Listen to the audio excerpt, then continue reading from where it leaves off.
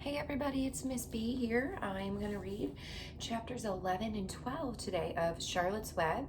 If you need to stop and take a break in between each chapter, feel free to do that if you feel like it's a little too long for you.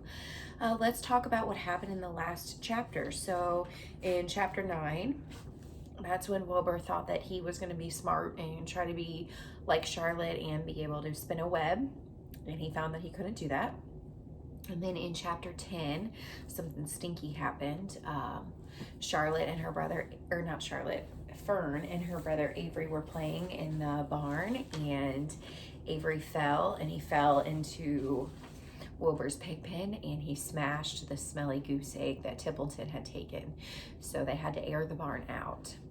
And then at the very last part of chapter 10, it was talking about how when everyone was sleeping, Charlotte had started to build a web, and she tore out a big part of her web and really only left a space in the middle, which is a little weird. So we're not sure why, but I think this might have to do with her plan, okay? And chapter 11 is called The Miracle. So to me, if it's called The Miracle, then I think something amazing might happen this chapter. So let's see. The next day was foggy. Everything on the farm was dripping wet. The grass looked like a magic carpet. The asparagus patch looked like a silver forest. On foggy mornings, Charlotte's Web was truly a thing of beauty. Okay, I want you to try and picture this in your head. This morning, each thin strand on her web was decorated with dozens of tiny beads of water. The web glistened in the light and made a pattern. So I want you to close your eyes and picture that, okay? A web hanging in the corner of a barn, and it's got that like dew from the morning on it, so it's gonna look glistening, almost like there's like diamonds on it, okay? The web glistened in the light and made a pattern of loveliness and mystery like a delicate veil. Even Lurvy, who wasn't really interested in beauty, noticed the web when he came from with the pig's breakfast. He noted how clearly it showed up, and he noted how big and carefully built it was. And then he took another look, and he saw something that made him set his pail down. There, in the center of Charlotte's Web, neatly woven in letters, was a message. It said, "Some pig." Lurvy felt weak.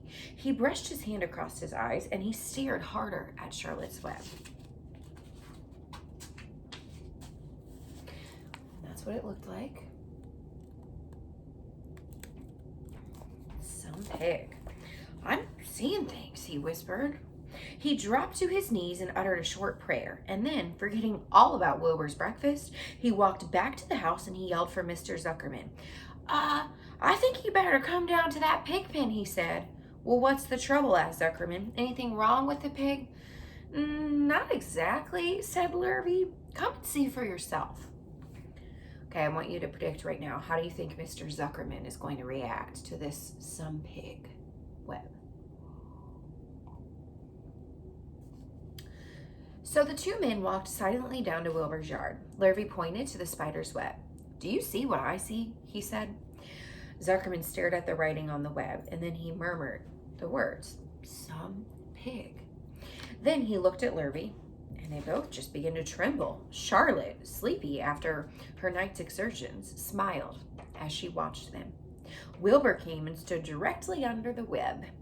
"Some pig," muttered Lurvy in a low voice. "Some pig," whispered Mr. Zuckerman. They just stared and stared for a long time at Wilbur, and then they stared at Charlotte. "You don't suppose that the spider," began Mr. Zuckerman, but he shook his head and didn't finish the sentence. Instead, he walked back up to the house and spoke to his wife. "Edith, something has happened," he said in a weak voice. He went into the living room and he sat down. Mrs. Zuckerman followed. "I got something to tell you, Edith." "You better sit there." Mrs. Zuckerman sank into a chair. She looked pale and frightened. "Edith," he said, trying to keep his voice steady, "I think you'd best be told that we have a very unusual pig." So I want you to think about that. If Charlotte hadn't written that in her web, would he be saying this to her right now? Would he be saying that Wilbur is an unusual pig? Probably not, right? A look of complete bewilderment, that means like confusion, came over Mrs. Zuckerman's face. Homer Zuckerman, what in the world are you talking about? She said. This is a serious thing, Edith, he replied. Our pig is completely out of the ordinary. What's so unusual about our pig? Asked Mrs. Zuckerman, who was beginning to recover from her scare. Well, I don't really know yet, he said, but we've received a sign. We have received a sign, Edith. A mysterious sign. A miracle has happened on our farm. There is a large spider's web in the doorway of the barn cellar right over the pig pen. And when Lurvy went to feed the pig this morning, he noticed the web because it was foggy, and you know how a spider's web looks very distinct in the fog. And right bang in the middle of the web, there were the words, some pig. The words were woven right into the web. They were actually part of the web, Edith. I know because I've been down there and I saw them. It says some pig, just as clear could be. There can be no mistake about it. A miracle has happened and a sign has occurred here on earth, right on our farm, and we have no ordinary pig. Well, said Mrs. Zuckerman, it seems to me that you're a little off. It seems to me that we have no ordinary spider. Now, why would she say that?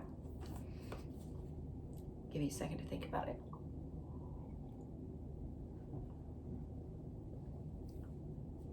Now, she probably said that because the spider is the one who did all the work, right? And that takes talent as well.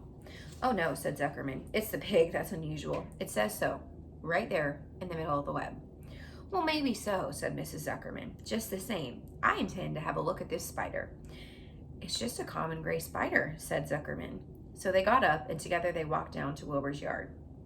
You see, Edith, it's just a common gray spider. Wilbur was pleased to receive so much attention. Lurvy was still standing there, and Mr. and Mrs. Zuckerman, all three, stood there for about an hour, reading the word on the web over and over, some pig, and watching Wilbur. Charlotte was delighted with the way her trick was working. She sat without moving a muscle and listened to the conversation of the people.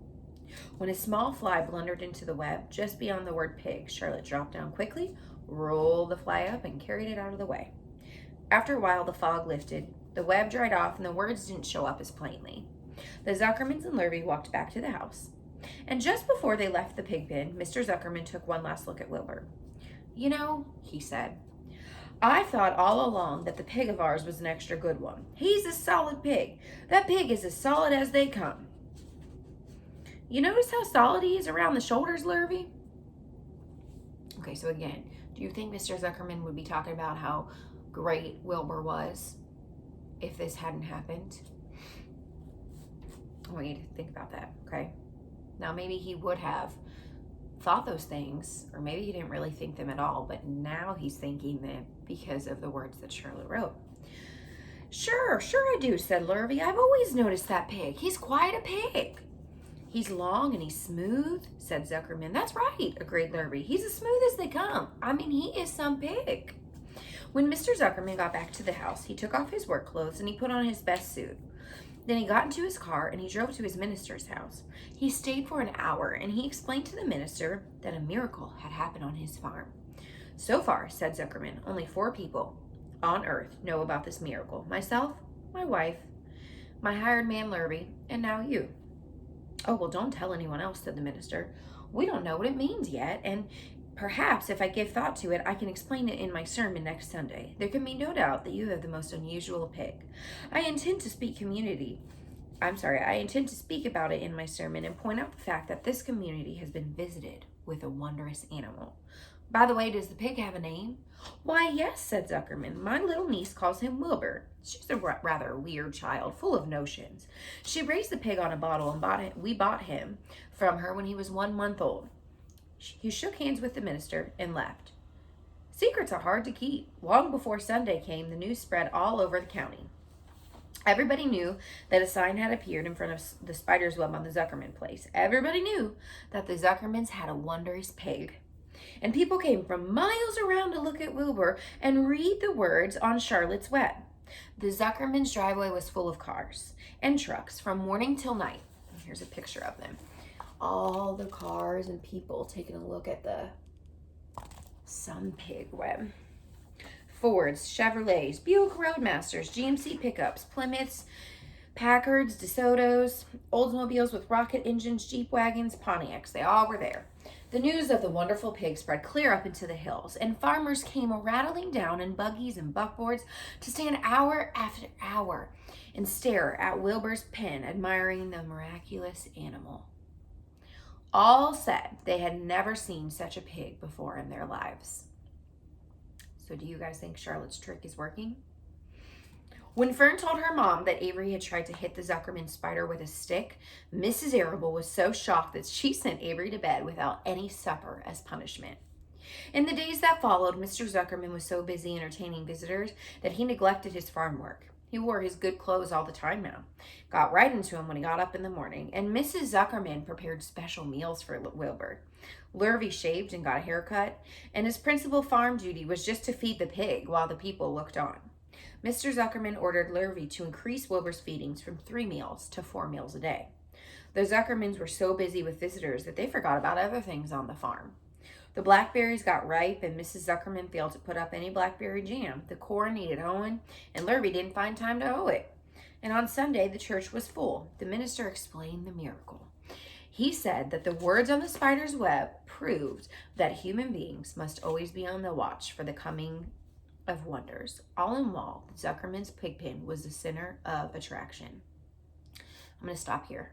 How do you think Wilbur's feeling? And I want more than just happy. So he's getting more food now. He is getting all kinds of attention from Lurvy and the Zuckermans, and now he has all these people coming to visit him all the time, and they all talk about how great he is. So how do you think he's feeling? I want you to try and think of some sparkly words, not just happy. I thought that he probably feels special. He might feel hopeful that Charlotte's plan is working. Maybe a little overwhelmed, because it is a lot to have people staring at you all the time. Fern was happy, for she felt that Charlotte's trick was working and that Wilbur's life could be saved. But she found that the barn wasn't nearly as pleasant. There were too many people. She liked it better when she could be all alone with her friends, the animals. All right, guys, chapter 12. Yeah, chapter 12, a meeting. One evening, a few days after the writing had appeared in Charlotte's web, the spider called for a meeting of all the animals in the barn cellar. I shall begin by calling roll. Wilbur, here, said the pig. Gander, here, here, here, said the gander. You sound like 3 ganders, muttered Charlotte. Goose, said Charlotte. Here, here, here, said the goose. Goslings, 1 through 7. Beep, beep, beep, beep, beep, beep, they all said.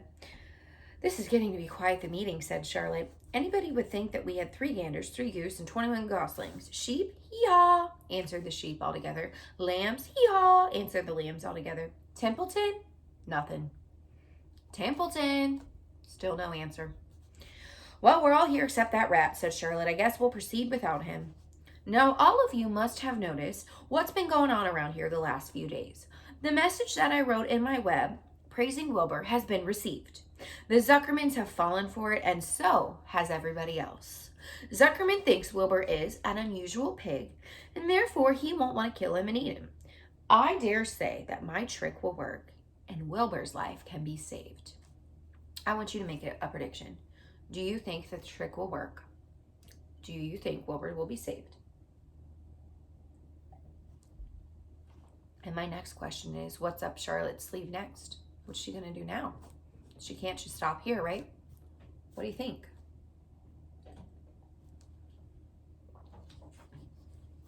Okay, those were some good predictions. Let's see what's next. Hooray, cried everybody. Thank you so much, said Charlotte. Now I called this meeting in order to get suggestions.